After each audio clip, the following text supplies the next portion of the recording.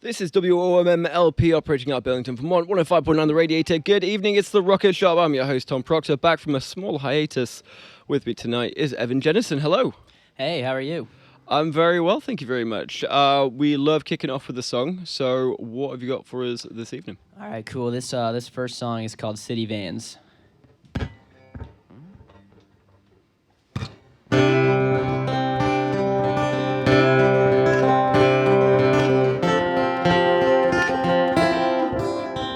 Oh, sorry, my bad.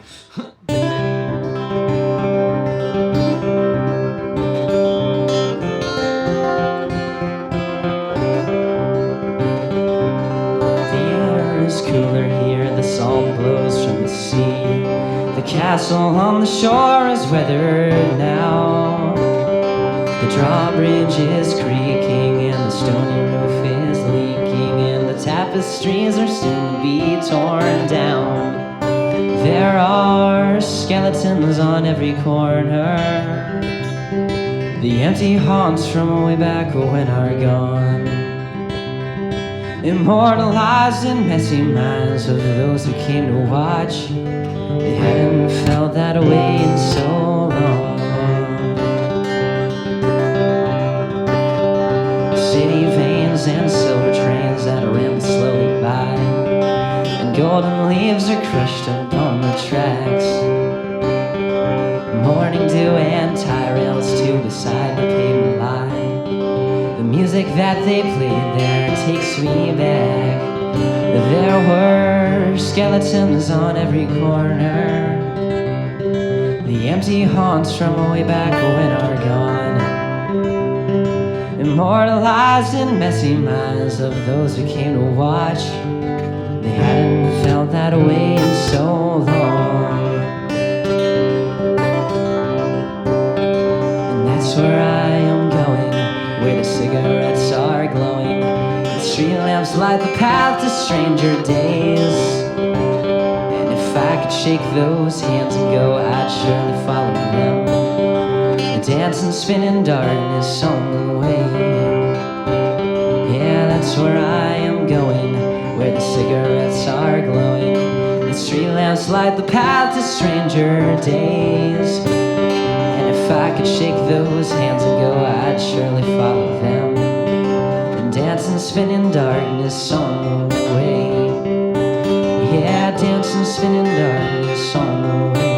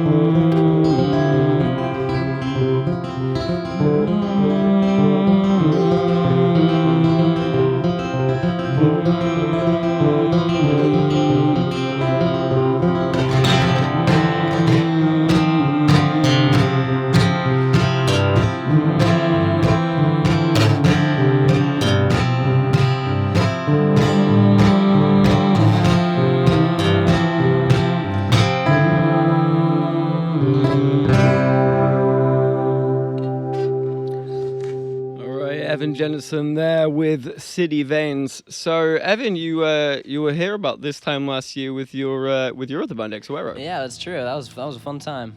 Yeah. So when we last spoke, that was the first live performance you had in a long time. Yeah. We were midst of the pandemic at that point. Mm-hmm. So tell me a little bit about your life and how music shaped things between then and now. Well, I've been writing a lot more just on my own, because that's how I usually write in general, I think, and I've kind of just been stockpiling songs ever since then. It would have been after I was on this with Exuero, but I released a 4-song EP called Early to Rise, and that was like my pandemic project, because everybody sort of seemed to have their own, but that was my thing I did, and I had a lot of fun with that. And after that, that was the most I had written, and only 2 of the songs on that are original. The last one I just played, City Veins, is on there, but I never really stopped since then, so I've just sort of been, like I said, like stockpiling original music, so yeah. Was the decision to kind of go off and do your own thing? And to be clear, are you still with Exuero, Oh or is yeah, that still yeah, is for that sure. disbanded? It's just harder to find time because like two of us have now graduated high school. I'm not included in that, but two of the band, and then one is still like in high school, and then me, I'm about to. So it's kind of hard to find time to get everybody together. But we're planning a Halloween show, so that's cool. So that'll be kind of like a comeback show because we haven't played since July. But yeah, I've been doing a couple little things on my own here and there, like I'm playing at breweries and stuff like that because there's a million breweries to play in Vermont. But yeah, so stuff like this is really fun for me when I get to play sort of my own songs because my stuff like this is like way different than what I play with the other band. But yeah. Was so besides obviously how difficult it is to try and get everyone together, especially when people go away to college, and I think you're obviously at that age where people start getting scattered to the wind. Was it also a stylistic reason why you decided to go out on your own, and rather than maybe replace bandmates or try and find a new band project, was it because you did want to put your own mark on something? I guess, I mean, yeah, I would agree with that because I kind of have a different music taste than most of the other guys in the band, and that's totally cool because you can always find something to play with everybody that works for everybody. But on my own, like the music I listen to is like just so different. So that's sort of I play a lot more like what I listen to, and so when I'm playing outside of the band, I kind of get to be a little bit more myself. I feel like sometimes, even though, I mean, that's not always true, but I get to play more of my original music because I'm not gonna walk up on stage with a rock band and play a bunch of folk songs the entire show. But yeah, I still can do that sometimes. But yeah, I've kind of always been writing on my own. Like I wouldn't say I like went out on my own, but I've like more recently because of the fact that everybody's sort of doing their own thing too. So yeah. Yeah, maybe that was more of a catalyst than anything. Yeah, yeah. So obviously stylistically you're different than XO, which we can hear this evening. You're not got that kind of a heavier Yeah. rock kind of No. feel. You got that singer-songwriter, folk singer kind of feel to it. Lyrically speaking, are you also what are you bringing forth with the stuff that you're writing in comparison to maybe the sort of stuff you wrote with XO? I think the lyrics are actually the one thing that sort of stayed the same. Like I tend to sort of write the same over different genres, which I think is cool because you can get different feels to music and different genres and stuff. So like the lyrics I write for Exo Arrow are pretty similar to the stuff I write on my own, and it's cool to hear them in different contexts with like different genres and stuff. So. Do you ever bring some of your original kind of solo work to XO or vice versa and kind of see how it, as you said, kind of how it sounds as a folk song, and maybe it will give a different message the way that you sing it now rather than with the band? Yeah, totally.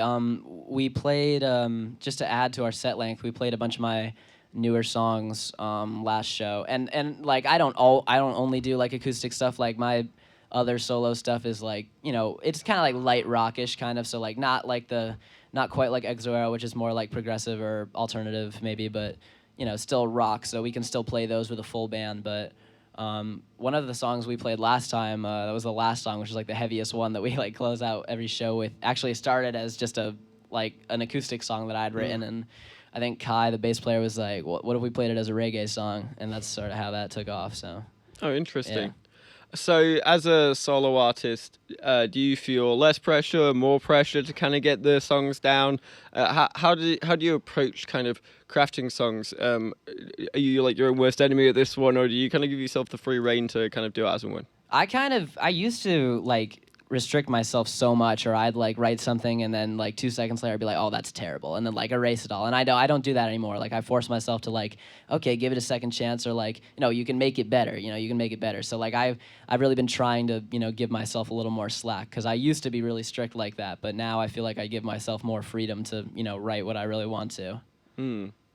Has that changed the way that you write at all? I mean, obviously it does in the sense of you coming back to it, but do you find yourself digging into things that you otherwise wouldn't, or tackle more difficult subjects? Yeah, I used to have this weird thing in my mind where I thought like, oh, I'm never gonna write about myself because that's being like generic or something. But like, that's not true. Like, don't listen to that. So like, I started thinking like, well, I can write about my own issues and stuff and put them into songs because like all my other songs, like most of my songs are about other people or just people I make up, but they're usually about something or someone.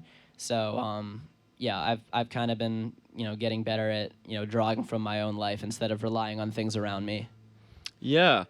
And in terms of like the recording process, as you said, you came out with a 4-track EP in February called "Early to Rise." Yeah. You said a couple of songs on there were Yeah, originals and a couple were covers. yeah, there's two originals and then there's a Dylan song and a Dead song I chose to do. Yeah. And in terms of the recording process, without obviously an entire band that has to kind of get coordinated and figure out dates and figure out money, and obviously it's like herding cats. Yeah. The more people you get. How did you find the recording process for that EP? Well, that was done entirely like between my basement and my bedroom, and I decided like, oh, no, I don't really need to go pay for it because if I'm just using acoustic instruments and I know all my own parts and stuff, then like that's how I was able to like bang that out pretty fast. Like I did it over like maybe like a month of like recording and re-recording and stuff. So yeah, it was cool to be able to do it on my own, and it's nice to know that I can do that because basically like I don't have to teach the parts to anybody, or nobody has to come up with parts, so it's just me playing what I want to play and recording it at the same time.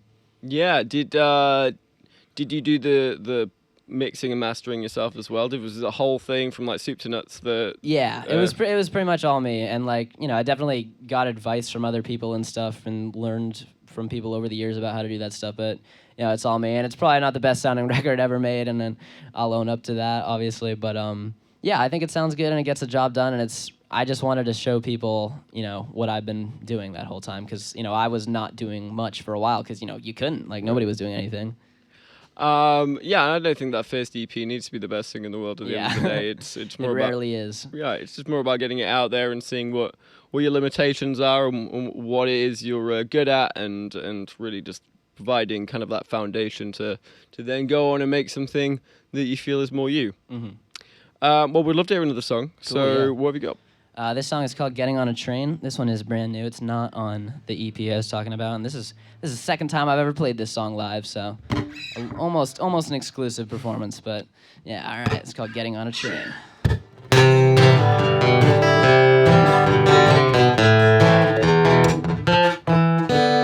I'm getting on a train and I'm going, not sure when, but the fun is knowing. One of these days I will buy myself a ticket and I'll just stop playing, leaving nothing but the crickets. I'm sick and tired of being cut into the wrong shape. Just another day until I fade into the landscape. I'm going down to the station in the morning. No farewells, not a single word of warning. I'm getting on a train any day now. I will leave you stranded and you'll see how it feels now. I'm sick and tired of being head of operations when my employees are children and my office is a basement. I'm going down to the station by the river, and I look over my shoulder as you cry and you shiver. Cause I'll be sitting in my window seat with a panoramic view and some room for my feet, yeah.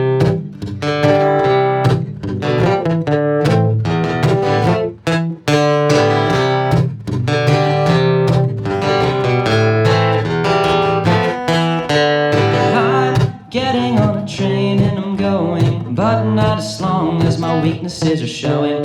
I can't go and let my city fall to rubble, cause it's all that I have and I love a little trouble. So I'll be sick and tired for a little bit longer, and I'll get by and I will grow a little stronger. I can't go and let my city fall to rubble, cause it's all that I know and I love a little trouble. So I'll be sick and tired for a little bit longer, and I'll get by and I will grow a little stronger. I'm getting on a train and I'm going, not sure when, but the fun is knowing. All right, there, "Getting on a Train" by Evan Jennison. So as you said, that was a new one. Yeah, it's a new one. Almost a Big Heavy World exclusive. Almost, yeah. Where was the first time you played it? I played it at Hogback Mountain Brewery in Bristol, and yeah, I don't think there were that many people there, so Okay. yeah, pretty close to exclusive, I gotta say, yeah. We'll take it. So as you implied earlier on as well, that since releasing that EP, you've continued to write and continue to write, and obviously that's a testament to that, getting on a train. So what are you planning to do with these new tracks? What's the plan going forward? The plan is to keep working, because I recently got a job, and that's how you make money, to be able to record things. So keep working, save some money, and find a studio and record them and just share them, because that's that's what I want to do. That's what I want to record all my stuff and then share it with everybody because I'm really excited about how everything's sounding. So yeah. Do you already have that kind of track list already laid out, or are you still writing? You feel like there's some gaps, there's something missing. Where are you at with it? There's like 5 solid songs that I could probably go and record right now, and then but I just keep writing more. So the longer I wait, the more songs I have to record. So I'm just or maybe I could save them for later. But the amount of songs just keeps growing. So. Yeah. Can you see this potentially being a full album rather than another EP? Yeah, I think that's the plan. That's what I would want. So even if it meant waiting a little longer to get everything finished up, like I really want to do this next one like right, because the first one was cool, in my room and all, but like I kind of want something like, yeah, Yeah, of course. How many of these kind of got written?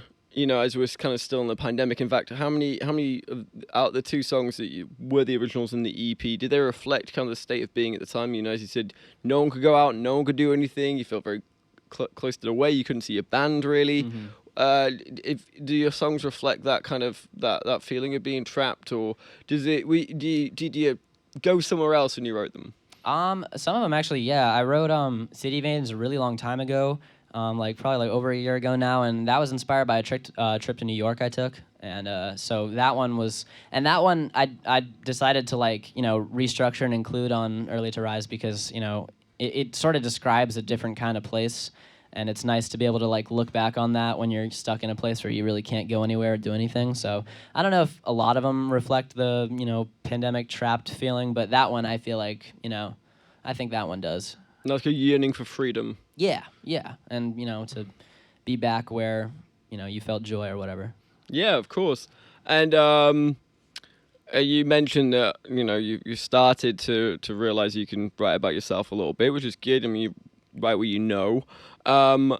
With the tracks that you're writing about now, is that the theme that's going on around it? Kind of your own experiences in the last year, 2 years, or is it? As you said, you kind of make people up, or you kind of took someone else's story, or something like that. Some of them are definitely about or at least started about me, and sometimes I just go off on something completely different and it turns into something else. But some are about experiences I've had or things that I've seen. There's one song that I'm finishing up that's about. I was playing a show at Radio Bean, and there was a lady outside who was I don't know what was going on, but she was saying some funny stuff and. We were walking by and she yelled at us. It was with my band, and she goes, "It's a new moon, boys." So I finished a song. I said I'm gonna write about a song about that experience because that was super funny, and I love things like that. So that's one of the songs on there. So that's about and I know nothing about her, but you kind of just have to make it up and fill in the gaps here. But Yeah, and I think in that moment she was a character in your head, and you kind of extrapolated that, and I think some of the best songs. Have that just kernel of truth, and you kind of can build some fantasy around that. And for you in that moment, and right now after you finish writing it, she's still a very real person. Yeah, I hope she hears that someday. And right. Yeah, that'd be kind of cool. Maybe we'll track her down. We'll hang out outside Radio Bean. Yeah, we'll get her. Yeah. Yeah, do notice that you've been doing a lot of gigging this summer. See you were at Bristol Rec Fields, in the Bristol Park, Hogback Mountain Brewing, as you said. There was a free show in Manchester as well, but I believe that was with the other band. Gent Treadley, yeah. Right.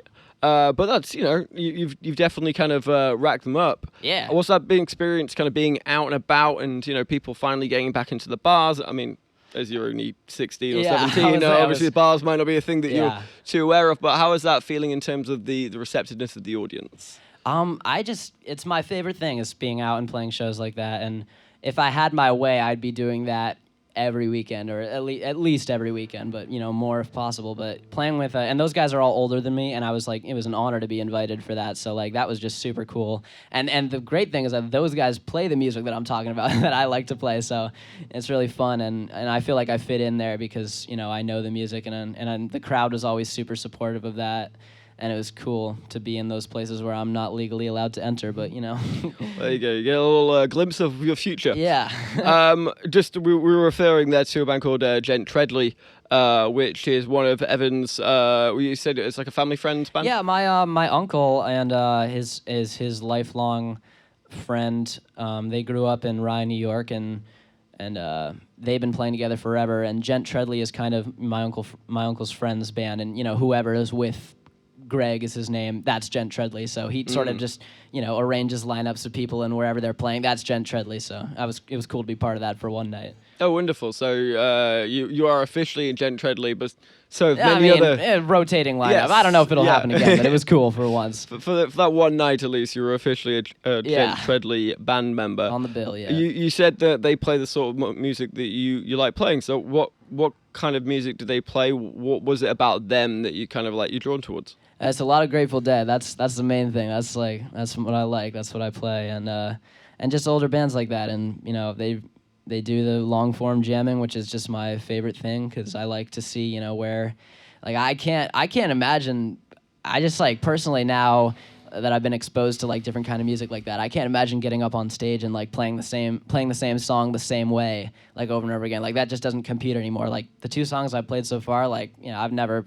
I've played them similar, but it's always different, and I always try to make it different. So it's unique every time. What is it about changing it up every single time that appeals to you?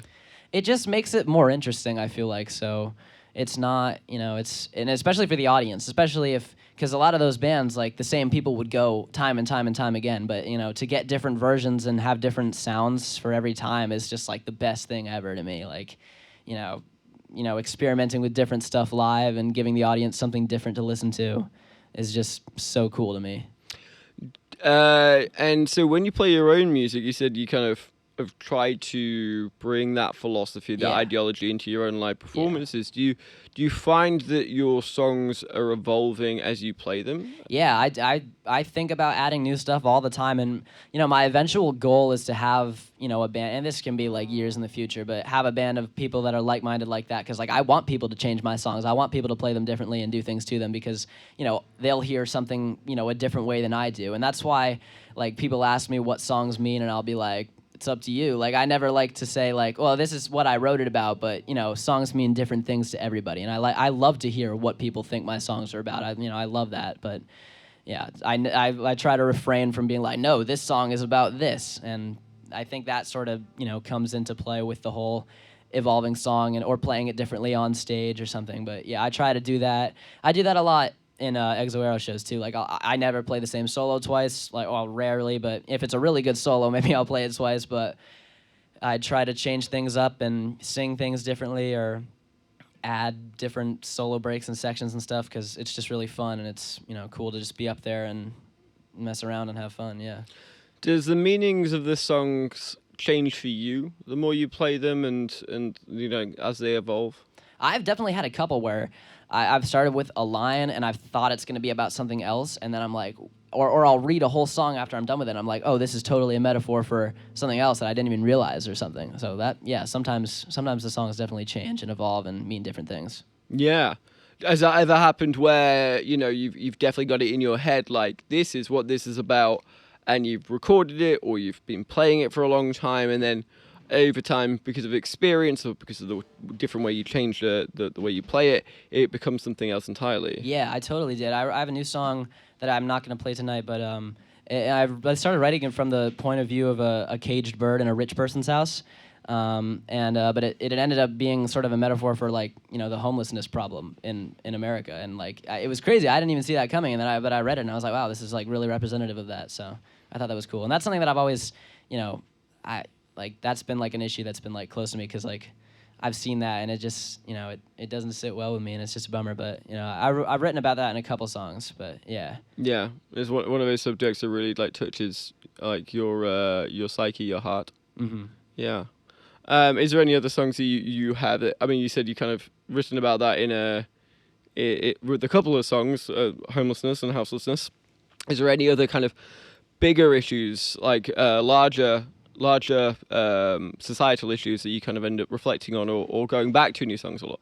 I've written there's been a few songs where the main themes have been addiction and stuff like that. It's just it's not something I've experienced, but it's something I've I've seen, and it's something that again is an issue that I don't know, somehow for some reason it hits home for me. I think it's so messed up, and I think it's good to write about, and because a lot of people, when they think about stuff like that, is they only see the bad side of it, but they don't understand what's going on behind it.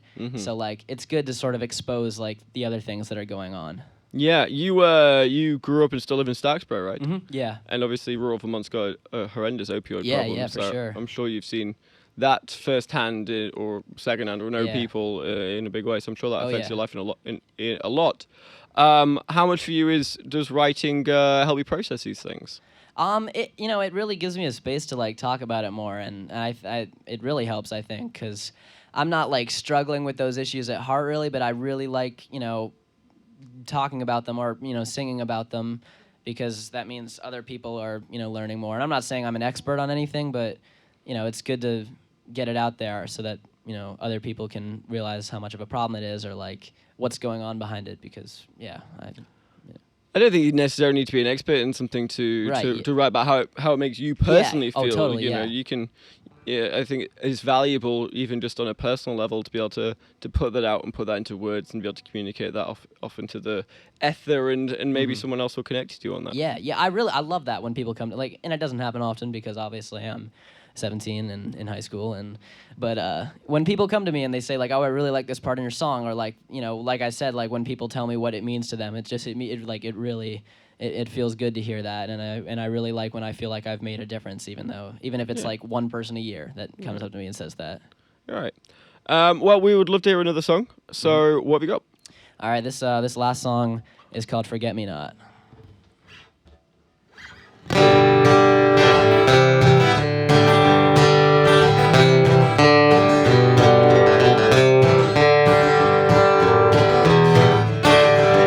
Runners in a river that shivers by,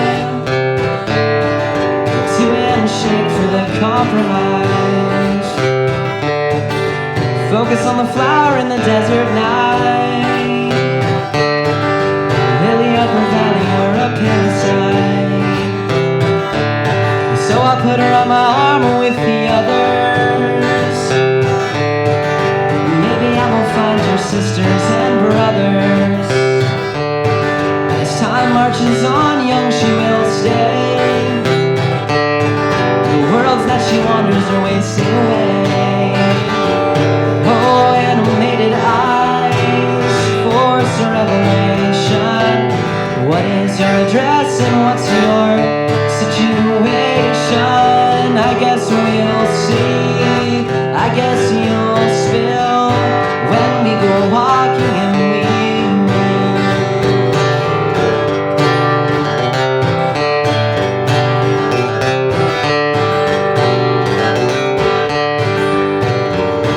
And I wanna set your foggy head free. Forget me not when you look at me. And did you know how to find your way back when they saw you treading on the train track?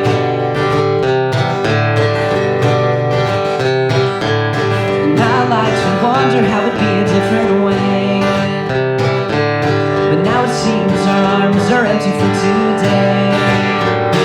Oh, animated eyes, force a revelation. What is your address and what's your situation? I guess we'll see. I guess you'll spill when we go walking, and we will.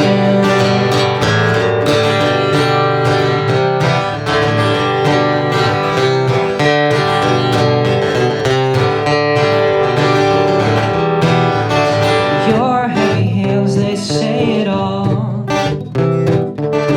Early to rise and far to fall. There is a monster within you dwelling. I will write your stories down and they will be best-selling. I cannot speak for you, but I'll provide narration. What is your address and what's your situation? I guess we'll see. I guess you'll spill when we go walking, and we will. Yeah, I guess we'll see. I guess you'll spill when we go walking, and we will. All right. Forget Me Not Out by Evan Jennison there. Before I let you go, a few things remain. Have you got any gigs coming up? Yeah, I mean, not for me personally, but Exoera, I think we'll be, and I'll get it confirmed and posters out soon, but I believe we'll be playing Halloween night, Sunday night, in the Bristol Town Green, so yeah, you can catch us there. Fantastic. Maybe I'll play a few of these songs. Maybe Yeah. I'll get the boys to let me. Right, and a bit of a homecoming gig on that one as well. Yeah. And if people would like to listen to your EP and find out the new music that you'll be creating, where will they find it? Yeah, well, so my Spotify is just Evan Jennison, so you can hit me up there. And my Instagram is also Evan Jennison, so makes it nice and easy. And Instagram is really where I do my posting. I'm on Facebook, but I rarely log on. I forget to, but I should get better at that. But yeah, Evan Jennison on all three of those things is where I'm at. If you right. want to keep up. No one's on Facebook these days apart from old people. and me, apparently. Well, thank you so much for coming in, Evan. Really appreciate it. Thank you so much for having me again. Not at all. And yeah, just keep coming in as soon as you bring out some new tracks. Will do, yeah. Thank you so much. Well, that's about all we've got time for today. Before I go, I really would like to thank Abby for filling in for the past few weeks. I have been away in England, and she was an absolute superstar. Filled in, and yeah, she just did a fantastic job. So thank you very much, Abby. She was wonderful. I gave a little listen to a few of those podcasts, and yeah, you absolutely killed it, mate. So join us next week. We're going to have Lillian and the Muses. They'll be coming on. They are a really interesting band. Go check them out on our website right now. There's some fantastic music videos they've created. So check us out. That'll be Wednesday, next Wednesday at 8 o'clock as always. But this has been 105.9 The Radiator, The Rocket Shop. I've been your host, Tom Proctor, and good night.